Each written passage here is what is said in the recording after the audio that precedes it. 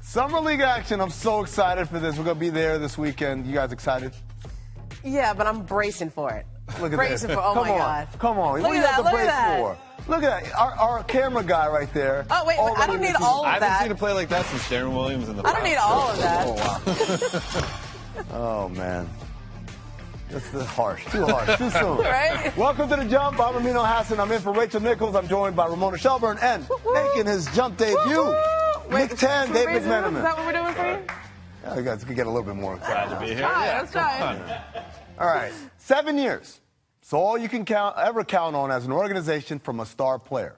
You draft him in the first round. Most likely he's a lottery pick. He blows up. He becomes the face of your franchise. And then before the start of his 4th year on rookie scale, he agrees to the max extension. And of course he agrees to it because no one has ever turned down the max extension on a rookie scale deal. If he's risk averse, he'll take the full 5 years you offer. If he's a bit savvier, though, he'll bet on himself with a 3+1 deal so he can opt out and jump back into free agency. Either way, you have that minimum of 7 years of guaranteed time to show your star player that you are an organization that is both serious about and capable of winning a championship. Any time above and beyond that is cream cheese. Kevin Durant, Carmelo Anthony, LeBron James, Chris Bosh, they all gave their franchises at least 7 years to get their acts together. See, drafting a superstar is not the be-all, end-all. Rather, it's the start of a long journey of decisions, which ultimately either land you a long, fruitful relationship, see Steph Curry and the Warriors, or a parting of ways. Further roster enhancements, picking and sticking with the right playbook, making further correct draft picks. These decisions all matter.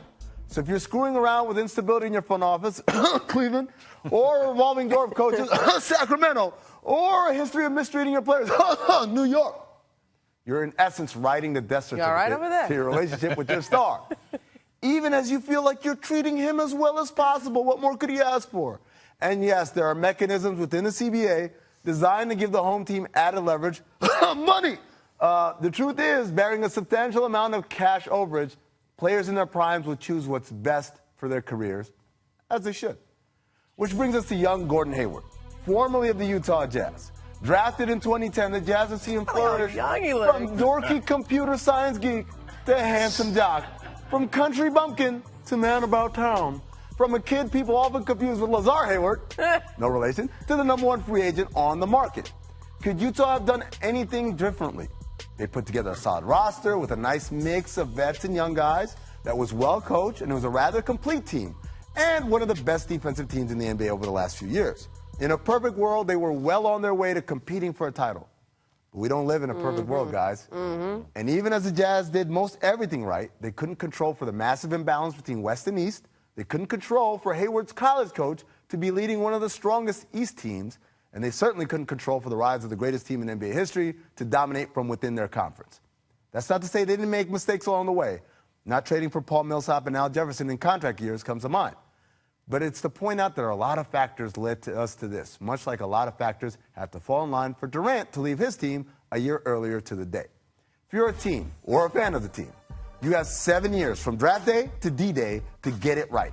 Anything after that, you better be prepared for a life after losing them. For Utah's troubles, Hayward delivered the news in the worst way possible yesterday, contradicting a leaked report by Chris Haynes, giving folks 5 hours of false hope before confirming that he was in fact leaving. Guys, how bad did he mess this up? Yeah, terrible. Yeah. Like, when Chris Haynes reports this, and by the way, like, Chris Haynes was right. Like, I don't care what anybody says afterwards. That letter was written. His decision was made. He knew what he was going to do. I mean, my understanding is that it was going to come out in 20 minutes afterwards anyway, which is... So when that comes out, when that report, just own it, back it up. Don't, just because you didn't get to call Utah and you had a failure in process and a breakdown in your own communications team. By the way, it wasn't just Chris who reported. Chris broke it, and then 4 other reporters confirmed it. So this is not just like one person who leaked it. This is everybody who knew what was going on. Just own it, because what happened to me is the 5-hour delay where they were saving face and making everyone feel better, it cost them Otto Porter. It cost them valuable hours that they could have been trying to move on and move forward, and then gave them false hope, and it just made it all that much more worse. You're saying it cost them more than just a couple 100,000 clicks on the Players Tribune website? Like, that, to me, was the one thing that they clearly lost that day. But what did he do wrong in terms of the Utah Jazz fan base? I'm not so sure he did anything like that. You know, Dennis Lindsey comes out and says that at some point there would be some adjectives I would ascribe to what went down. That's Dennis Lindsey making himself look better than Dan Gilbert, than LeBron did on the way out the door. But Gordon Hayward said all the right things in his letter that was published. Thank you, Utah. Yeah, it just came out too late. I felt like Dennis Lindsey's comments were not about Gordon Hayward leaving us. That's it was right. about, dude, just like you said, just own it. Let us move on. Let us get on to other things. Shout out to Chris Haynes, though. He did have the tweet of the weekend. Oh, my God. The Hulk Hogan. That was a mic drop moment there. But it is interesting to see people react so violently, right, to the idea of Gordon Hayward leaving them high and dry. You know, you're wondering if Jazz fans have a right to be mad at Hayward. Well, here we go. We pulled something from the archives when he got drafted in 2010. Take a look.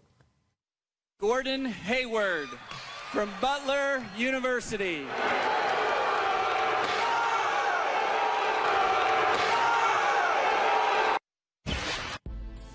Look at this. And not only did they boo him on that day, but when he became a rookie free agent off his rookie scale, he could have gotten the max. They did not offer. They said, hey, go out and get an offer and we'll match. And what ended up happening with the Charlotte Hornets, remember the Cavaliers actually were very interested, Dave. Absolutely. But the Hornets were the ones that gave him the offer sheet, a 3+1, and that's why we're here today, where he is able to choose where he wants to play without fear of reprisal. Yeah, and I understand there's people in Utah who are probably hurt because, from what I'm told, Gordon told them, I want to play with a pass-first point guard. I'd love to play with Ricky Rubio. Go out and get him. Well, they did.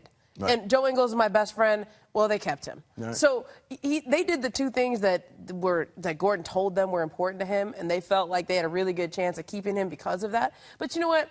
I think you know your player. And dealing with it, I think the Jazz should have had an inkling, should have known, should have had a feeling. I mean, I think when you go back and talk to Sam Presti and the Oklahoma City Thunder, they really thought they were going to keep Kevin Durant too. But the last few days, the way people act, the way things go, you get a feeling. And I think the Jazz, they understood. They understood where they were and what he was thinking about. But, do we ever really know until the moment? No. 'Cause I was hearing rumors over the weekend that, Gordon Hayward's wife really likes Miami. Right. And she's pushing for that to happen. And they're probably hearing that. And maybe at some point the Utah Jazz front office thought, getting those guys was the final move they could make. You had to be willing to make that move to be able to do business. The Cavs, when they were trying to get LeBron James, they had to trade away all these players so they could offer him a max contract just to be able to be in the conversation.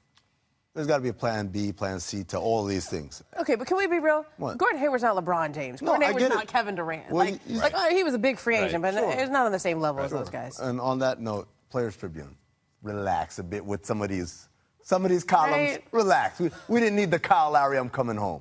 Just saying. Let's talk now about the East. Dave, how does Hayward's move affect Boston's chances in the East? Well, to me, it's all about what they do to actually make the deal happen. Right. Who they give up. If it's a Jay Crowder or a Marcus Smart, or, if it's Avery Bradley, I think that's maybe a step backwards along with the step forward. So I have to see that play out first. I have to see if Isaiah Thomas is going to come back from the same hip injury that ended Johnny Flynn's NBA career before I'm ready to say Syracuse. that. Where did you just pull that from? Like, that was like... Yeah. Johnny Flynn. orange That's what I came think out of right when I there. think of hip injury. Clearly, Come on, yeah. Johnny Flynn's clearly relevant in 2017. Come on. Clearly. Yeah, but when you look at Boston, Jay Crowder's probably the most likely guy to move here because he plays small forward, and if you haven't noticed, Jason Tatum plays small forward, and so does Jaylen Brown, and so does Gordon Hayward, the guy that just went outside. So, bye, Jay. Right? And he's the guy. Remember, he criticized Boston fans for being so receptive to Gordon when he came to play at the Garden. Maybe that's why. Okay. Maybe that's why. But can we break down why the Celtics even have to think about this? The salary cap was supposed to go up to $102 million. It didn't. It was more like $99. So the Celtics thought they had another $2.5 million of breathing room here to pull this off. Now, I went through this complicated series of moves, and shout out to Bobby Marks, who helped us figure out all the moves that they have to make. But they started by renouncing Kelly Olynyk. Then they have to renounce 3 or 4 more other guys. Right. Then they have to keep their first-round draft pick from last year overseas in Europe. Then they have to trade Rozier. Then they have to trade somebody. There's so many moves that they have to make just to get close to the max. And even then, they are $300,000 short. So Gordon Hayward, who's signing his max contract, could just say, you know what, let me just take a little haircut. Yeah. Let me just take a We're little not bit in of that haircut. business. Nope, we're not in that business. You find another contract to trade into space, and then you got it. Look, it's not Gordon Hayward's job to That's do right. Danny Ainge favors. Danny That's Ainge said, right. I can give you max. There's a reason why he left Utah. There's a reason why he said no to Miami. It's because Danny Ainge said I could give you max. And so now that's Danny Ainge's job to work around that. We have to take a commercial break, but plenty more to come on the jump. More Syracuse references, Johnny Flynn, maybe. The Knicks may have got rid of Phil, but what should they do with Carmelo Anthony? Ooh. Look, it's another Syracuse team. reference. Oh, man, That's what's good. We'll happening talk here? about it next on Dave McMenamin's The Jump.